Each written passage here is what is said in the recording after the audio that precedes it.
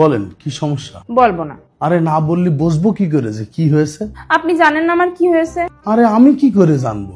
আপনি জানেন না, এটা কি আমার দোষ? আরে কি মুসিবত, আমি ডাক্তার, আপনার বয়ফ্রেন্ড না। আপনি আমার সাথে এভাবে কথা বললেন কেন? আচ্ছা সরি, কেন্দেন না।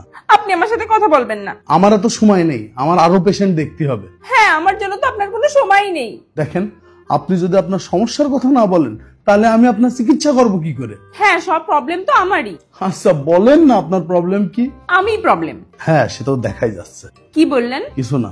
আমি যখন মরে যাব তখন বুঝবেন আমার কদর। আরে আপনি কি পাগল হয়ে গিয়েছেন নাকি? এত সমস্যা হলে আমার চিকিৎসা করার দরকার নেই, আমার ছেড়ে দেন। আমি ডক্টর হয়ে এভাবে কোনো পেশেন্টকে ছেড়ে দিতে পারি না।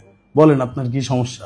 আমি বলবো না। কি জন্য বলবেন না? কারণ আপনি অন্য পেশেন্টকেও দেখেন। তা আমি অন্য পেশেন্ট দেখবো না? আবার চিল্লাচ্ছেন? আচ্ছা আমি আর অন্য পেশেন্ট দেখবো না। সত্যি? সত্যি। আমার কসম খান? আপনার কসম। ঠিক আছে। আচ্ছা এবার বলেন তো কি সমস্যা? কোনো সমস্যা নেই। তাহলে এই জায়গায় এসেছেন কি জন্য? যান বাড়ি যান। আবার খারাপ ব্যবহার করছেন কেন? একটু ভালোবেসে জিজ্ঞাসা করা যাচ্ছে না?